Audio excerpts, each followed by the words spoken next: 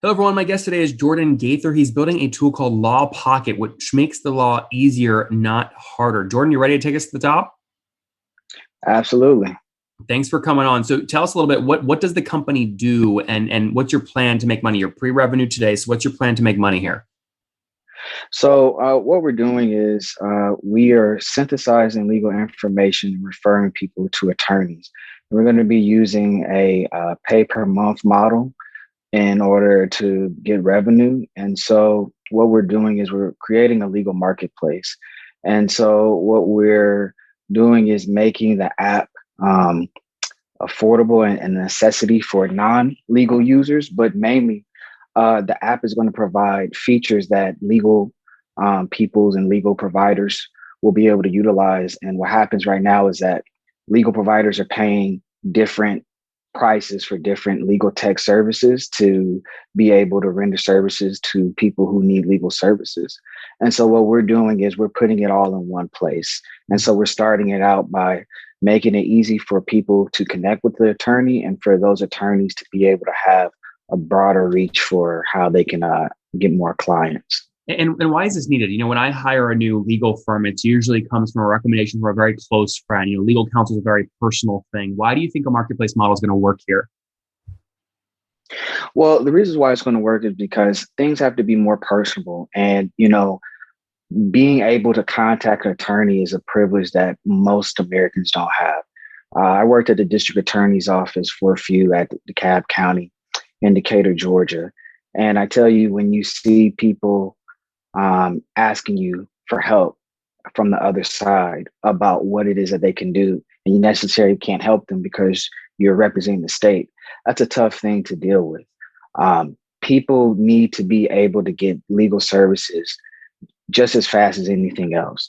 My thing is that you shouldn't be able to order a pizza faster than you can legal services, right? In all other industries that you look at, from STEM, from math, sciences, entertainment, they're all very rapid and they're adaptive to new technologies. The law is very stagnant and it's very much based upon what you said. Oh, I know this person, I can do that. But if you don't know a person and you don't want to go on Google, where do you do? And right Why would someone now, not want to use Google for this? well, because Google is just going to show you what people pay for through search engine optimization. It's not always going to show you the best way to utilize it. Also, a lot of attorneys don't even take the time to make a website or put themselves on there that are actually really good because they figure that, hey, I know the law, I can go out and get it the old fashioned way. So if Google And can convince these really talented attorneys and lawyers to list on Google, why are you going to be able to convince them to do it? I'm sorry, say it one more If time, Google please. can't convince these really talented attorneys to get a Google profile set up, why are you going to convince them to set up a profile on Law Pocket? Well, that's assuming that Google is trying to recruit attorneys to be a part of on Google, right?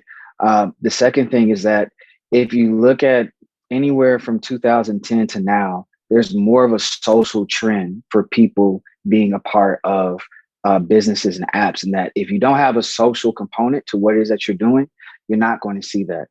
And the thing is that there is a push in the legal community to be more social so that you can get more people connected and involved. And so basically what we're doing is attacking communities where people really need these legal services and help because everybody wants legal services to help. The problem is that they don't know where to go and the information is not curated in a way that makes sense to them.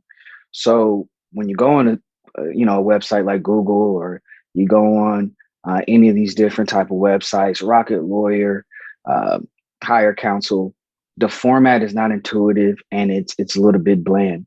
And so what we're doing is making our setup a lot more intuitive for attorneys to be able to utilize and being very understanding that the way people want to get legal services is different. Mm-hmm. Being a minority based Hey, company. I don't mean to cut you off, but we're short on time, so we want to try and keep Okay, it really tight sure. here. Let's try and get really specific because we're going to lose people if we don't. They're gonna be asking the same things I am, which is why don't people just use Rocket Lawyer and Google? So let's talk about specifically where you're trying to launch. What city there in Georgia are you trying to launch this in to go recruit local people that need legal services and the attorneys that can help them? We're launching in Atlanta and four other surrounding cities and And how states. many lawyers and attorneys have you got committed there in Atlanta to list on your platform to create a profile? I'm sorry, you disconnected for How a little many bit. attorneys have you gotten to commit to Hello? listing and creating a Law Pocket profile in Atlanta? Hello? Jordan, how many attorneys have you gotten to commit in Atlanta to setting up a Law Pocket profile? So we have about 20 attorneys that are pre-committed. We're in the process of building out our web prototype. So we have a roster of about 20 attorneys per state that are ready to get on the app. And right now we're just doing a bunch of testing and getting the app set up. And what is the kind For of thing that an Atlanta resident would need a lawyer for where they're going to be a perfect use case for Law Pocket? One of the big things here is entertainment law, personal injury, contracts, real estate, and Law Pocket is just an expedited way to where they can hop on there and get in touch with their So attorney. let's be really specific. I imagine you've interviewed folks in Atlanta that have had real life situations. So let's, instead of just naming the category entertainment, personal injury, tell me a real story of someone that went through personal injury where if Law Pocket existed, you would have made their life better. So I had a situation where someone had a contractual dispute with a trucking company, and they went to attorney to have their trucking agreement made. However, the attorney made the information very convoluted. And so this was about 2 years ago that we interviewed them. And they came to me, they said, well, where can we find an attorney that can do this for us? And I said, okay, well, let me do a search and find this for you. And so I personally took that story and was like, okay, this is how we're going to have a synthesis. So where if you have an attorney, if you have a person that needs an attorney for a contract issue, whether it's trucking or whatever for your small business, this is the synthesis that you'll be able to go through to be able to reach that attorney. And And so that's it. Go ahead. you say, okay, and how are you? So how are you building? When you say a small business needs trucking, so a small business would use Law Pocket to hire a lawyer to represent them in a trucking matter. Give me the real example. What does a small business need trucking for? No, the matter was they had a trucking company that was paying for routes to move different types of loads, and there was a contractual dispute. And What kind of so load? Like concrete, mulch, something like that? what kind of no, it wasn't any specific type of packaging. It was just a route that they had paid for with their truck, and there was a dispute as to who would get the proceeds from the truck, the profits, how it would be managed. And they had asked me, what kind of attorney do you know that can handle this situation? And so that's why we're utilizing artificial intelligence to be able to synthesize these questions to directly put you to someone. And So that's the issue that how we are you have. going to get this? How are you going to get this to launch? Right. So I don't mean to keep cutting you off, but I just want to get as much. So how are Mhm. you building a web prototype? This story you just gave me was 2 years ago. You still don't have a website. What's taking so long? Well, it's been difficult to get funding at the ideation stage, and it's been a little bit difficult to have someone help us build it out, and raising the funding to kind of get a basic idea. It's such a novel concept that just having a demo or a small prototype isn't good enough. You have to have something a little bit more fleshed out because, as you see, there are a lot of questions. And when you have an app that kind of shows you what it does, it alleviates a long list of questions. And so, raising funding has been a little bit of a difficulty, but we've How much recently of been your own able to money have do you that. spent building it so far? I've spent about maybe $5,000. We recently able to get some funding of about $20,000 to put towards getting it developed. So right now we're in a good spot, and we'll be rolling out relatively soon in October. Mhm. Why do you need, I mean, that much capital to get this launched? I mean, if you Google, there's a bunch of free no code options to build a marketplace. Like there's example, if you want to build an Airbnb competitor, which is just a marketplace, right? Except for you've got 20 lawyers that are listing, and then you've got people that need those lawyer services. You can launch these no code templates almost for free. Why are you spending this capital on the MVP? It shouldn't be this difficult. Well, I wanted to be a little bit more intuitive and I wanted to be more interactive. And because it is the law, I wanted to have a different kind of look and feel than just the normal functionalities that are made available in there, as well as we're having a feature that allows for people to record their detentions when they're being pulled over. And those type of features that you would like just aren't necessarily on some of these free platforms that you've mentioned that are available. Mm-hmm. Okay. Got it. So plan is to launch in October. What's the price point going to be? How are you going to make money here? So we'll be charging about $10 for non-legal users to be a part of the app.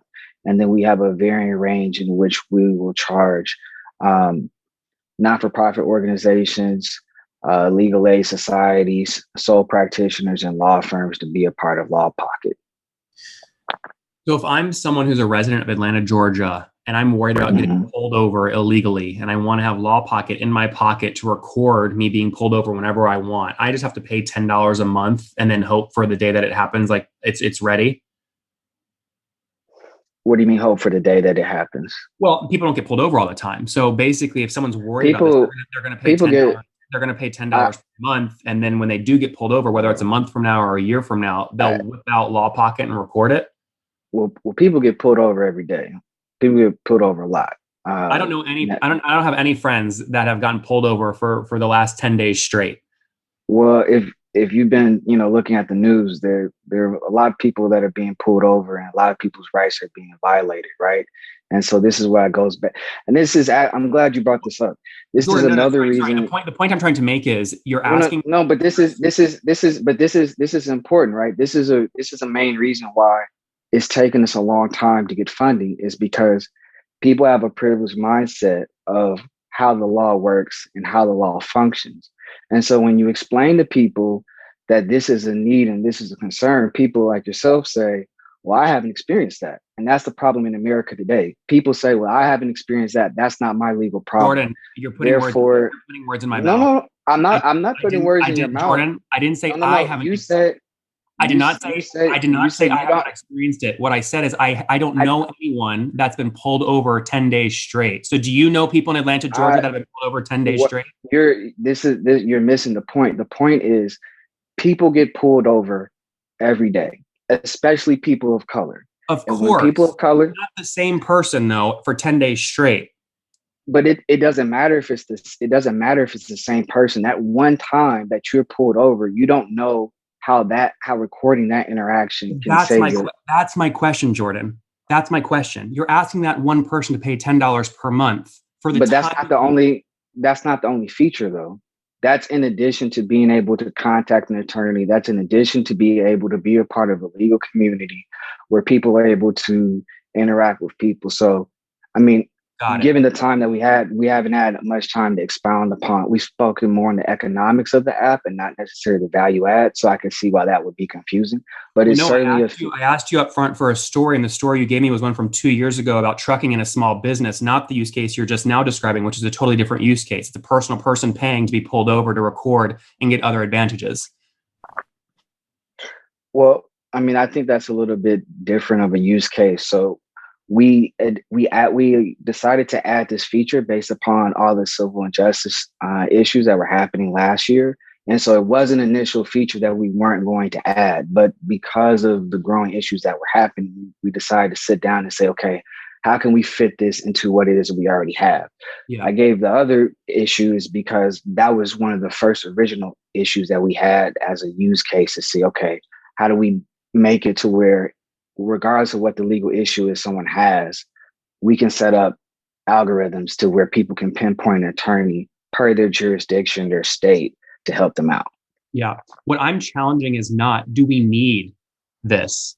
It's how are you going to make money so that you can reinvest to make it even better, and engineers, etc. I don't know that you can convince residents in Atlanta, Georgia to pay $10 per month to have this in their pocket so that they can use these, right? This is what I'm challenging on, not the need to record every time being pulled over and the need to get counted quickly. I would love that. We would all love that. So, my thing is that, we'll also have a free version. So it'll be limited access to all the features, but you will be able to use some of it. And as it progresses, this will be a place where attorneys and law firms will provide their legal services, because it's legal services are moving from more of the brick and mortar and, hey, I need help. I know someone that needs an attorney, and connecting you to more of a, go to this place. And so the goal is, by us moving everything to a central location where people can contact an attorney, that will be the value add in being able to do something. Because as of right now, when people need an attorney, it's a real scramble. And even if you ask an attorney for, well, do you know an attorney that can do this? They're only going to know X amount of attorneys in their network. But being able to pinpoint and say, hey, this is the place where you go for legal information. That's where we're going to get people to be able to pay the monthly price to be able to be a part of the app. And then should they not, want to be able to pay, the $10 a month, then, certainly people utilize the free version, and that will provide enough traffic to where we can circumvent, people to where they will need it. And it's a new thing, and it will take time, but eventually we'll be able to get people on there. Yeah, look, I think it's a great idea. And anyone listening is going to agree with you and say, we absolutely need this. But the question is like execution, right? And so like, it's been 2 years, you spent $5,000 of your own money. There's still no website launch. And so that's what I want to push you on, because I'm excited about the idea. So I hope it does go live in October. I hope you get these 20 attorneys signed up. I hope you get your users, you go hustle there in Atlanta, Georgia, get some of these users signed up at $10 a month. And when you get that first paying customer, come back on the show and let's celebrate, all right? Absolutely. Thank you for having me on. All right, Jordan, thanks for coming on the top. Appreciate it. Take care. All right.